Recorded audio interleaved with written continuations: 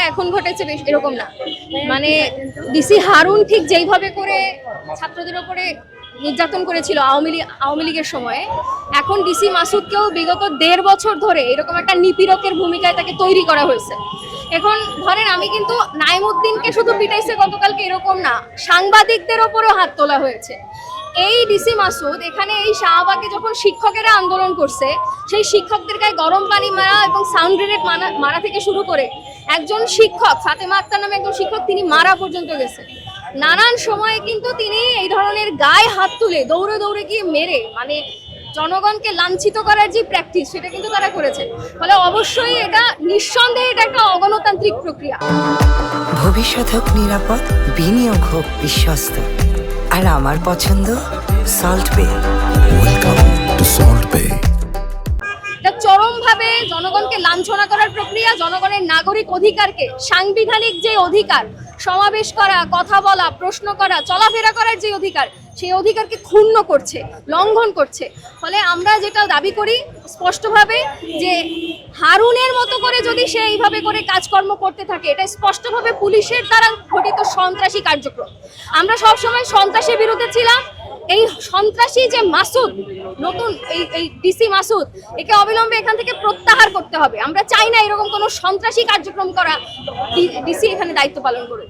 এবং তার সাথে সাথে ওই হামলায় অন্য যে পুলিশ সদস্যরা জড়িত ছিল তাদেরকেও আইনসম্মত প্রক্রিয়ায় শাস্তির আওতায় আনতে হবে।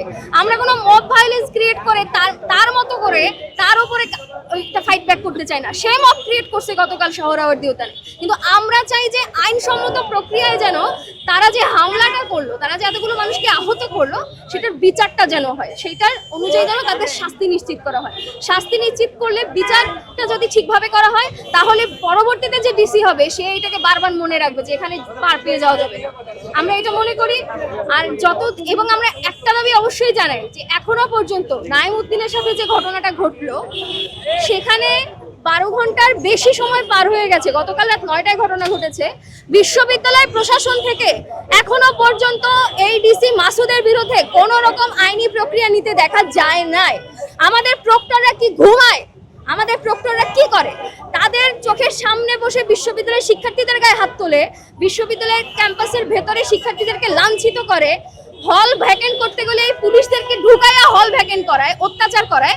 এরা বসে বসে ভাত খায়, ঘুমায়। তাহলে আমরা বলতে চাই যে এই প্রশাসনকে অবিলম্বে এই যে ডিসি মাসুদ এবং তার বাহিনী এই কাজটা করলো তার বিরুদ্ধে আইনি প্রক্রিয়া নিতে হবে, কার্যকর উদ্যোগ নিতে হবে। সর্বোপরি ক্যাম্পাসে যেই ঢুকুক, সেই শিক্ষক হোক, সে শিক্ষার্থী হোক, সেটা আপনাদের মতো সাংবাদিক হোক, আর আমার ক্যাম্পাসে যে ঢুকবে প্রত্যেকে যেন নিরাপত্তার সাথে এই ক্যাম্পাসের রাস্তা দিয়ে হাঁটতে পারে, সেই নিরাপত্তা তাকে নিশ্চিত করতে হবে।